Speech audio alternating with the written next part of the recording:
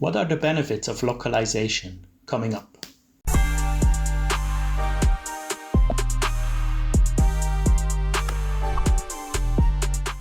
Hello and welcome back to the Freelanceverse. Today we're diving into a topic that is super important for both freelancers and businesses alike, the benefits of localization. Localization is a super powerful tool, whether you're a translator, a content creator, a business owner. Understanding localization can really open up a whole world of opportunities for you. So let's look into it. To kick things off, what is localization? Localization basically describes the process of adapting a content, a product, a service, whatever you want to adapt into a language, a culture that is representative of the target culture. So it is not just translation, it goes way beyond that, right? We're talking adapting currencies, adapting different references, jokes, if there are some lyrics in there, you have to adapt them. Culture references. Mostly we do that anyways in our profession, even though we might sell translation rather than localization. Maybe you sell localization, that's also fine. I often use it in my negotiation as a negotiation tactic. I still say I'm selling translation, but then I use all these benefits of localization when I'm negotiating with a potential client. I put together 5 key benefits of localization, of good localization. It needs to be good. Number 1 is increased market research.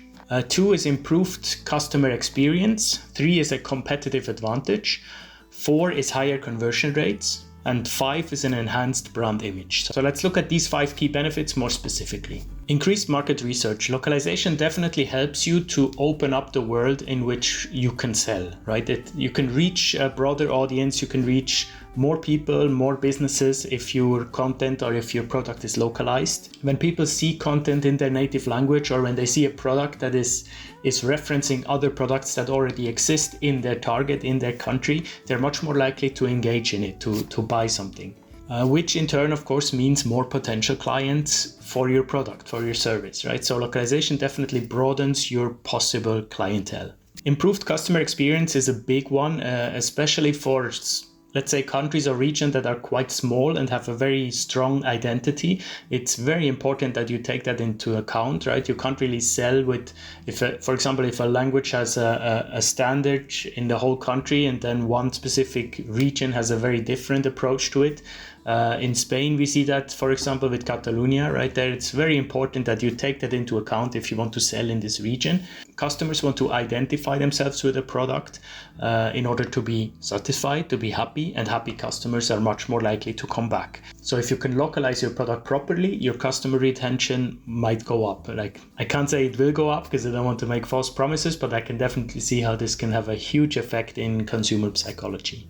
Today's marketplace is expanding rapidly, right? It's a very global marketplace. Rarely companies say specifically, okay, I just want to sell in this very small market.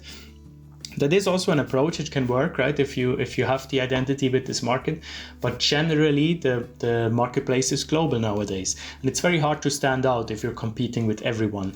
And a good localization in specific markets can definitely make a difference. It can, set you apart from your competitors that maybe don't put enough work into localization and just have their copy translated, right? And sometimes it just doesn't make sense. The currency is wrong, right? If you show a product to a Swiss audience in euros, for example, it's not a good look, right? It doesn't really make sense. It's confusing. They know it's not for them. So that's something you have to think about. And if you just give your copy, your website material to a translator, I don't know, on Fiverr or something, and this person doesn't ask a lot of questions, they might not even take that into account. Maybe you don't know it. If you're a global company, you're not aware of all the small intricacies of every country.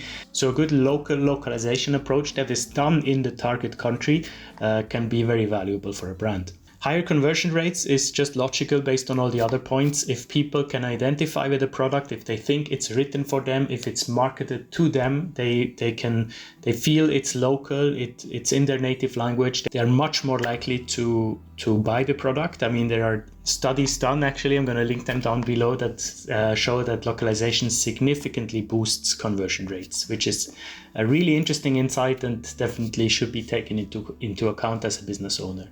And 5, enhanced brand image. The best brand image is if the consumer is happy and they don't even know why, right? If you can if you can just make everything seamless, I'm going to show you a couple of amazing examples of localization, and you're not even thinking about it because it's done so well. That is the key, right? As a translator, as a localizer, you generally want to be in the background. You want to be invisible because that's when you do your job well. If people recognize that it's a translation, that's a bad thing. You can argue with that if it's good to always be in the background, but I mean, in general, that's the goal. And a good brand image doesn't really stand or fall with a good localization, but it can definitely enhance if the image is already good and the localization is good on top in different regions in the world. That can make a major difference in expanding.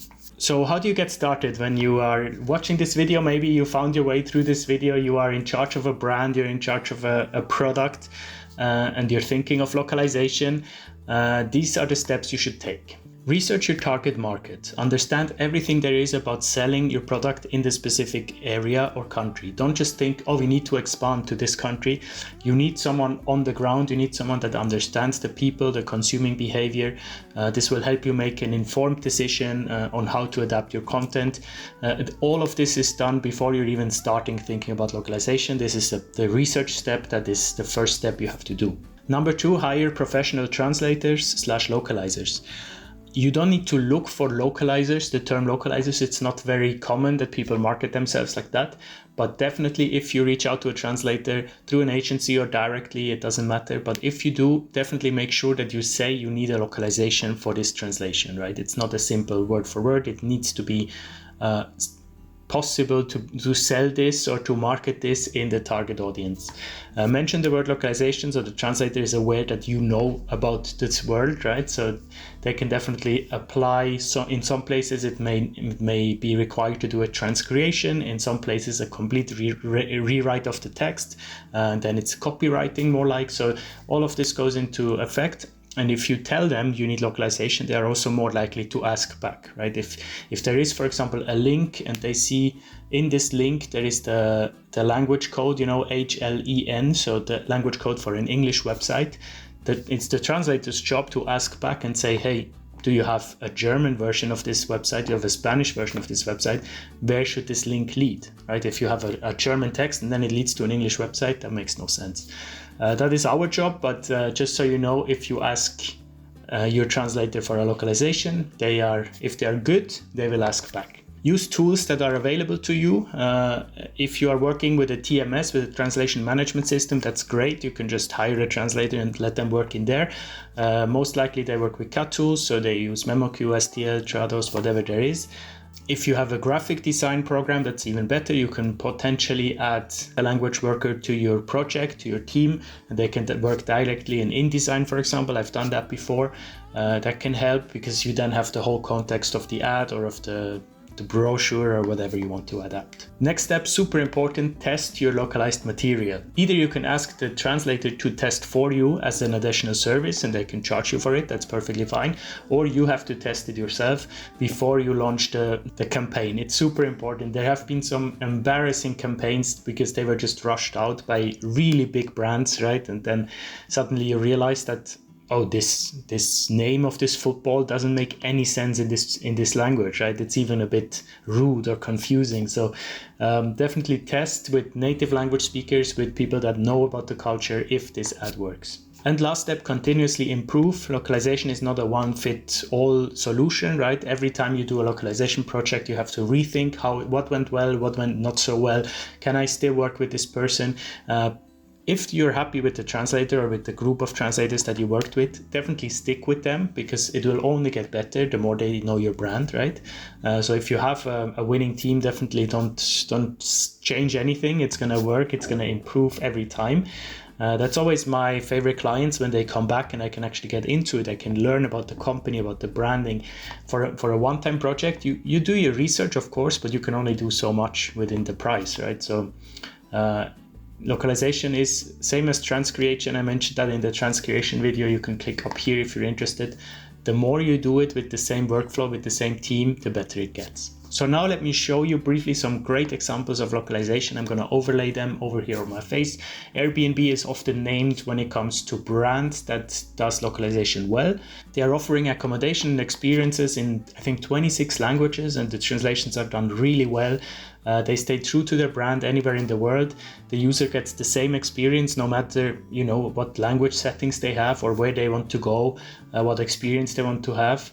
The currency is always perfectly localized, converted as well.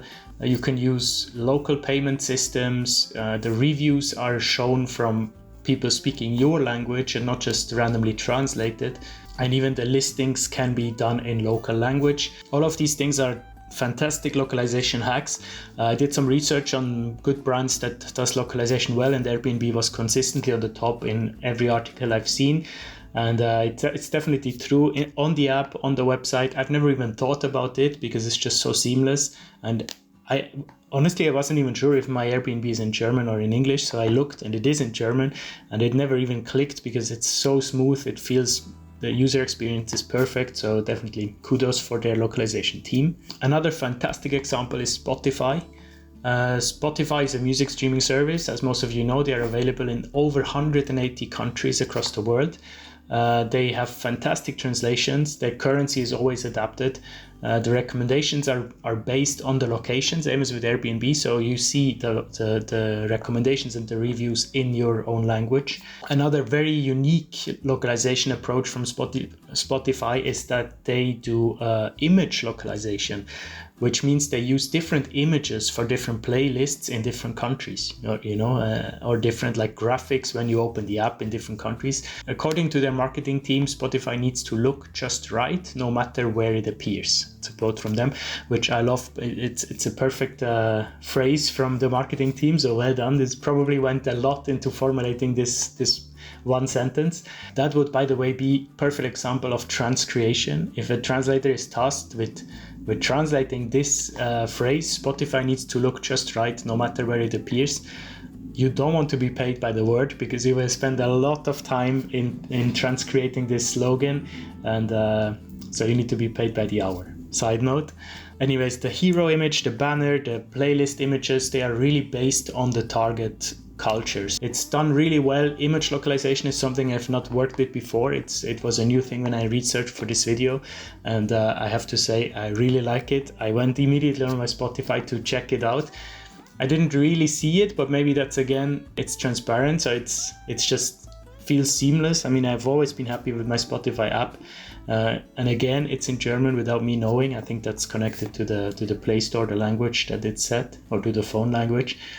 So two perfect examples, Airbnb and Spotify. Check them out in your language and you should be also pleasantly surprised. There you go. This is why localization is important. I hope you enjoyed this video. If you're a translation buyer, next time you need localization, tell your service provider that you need that, and then the whole interaction will become much more on an expert level. If you are a language service provider, you can send this video to your clients probably, or I don't know, maybe don't do that. But just take the information from the video and send it to the client and use that for negotiating purposes. Localization is a super powerful tool, process that can help you expand your reach, find new clients, improve customer experience as well, and boost your conversion rates. That's very important and statistically proven. As always, let me know in the comments if you enjoyed this episode and what you would like to see next. I see you next Monday. Not sure with what it is because I'm currently on vacation when you see that, but I will be here next Monday. See you there. Bye bye.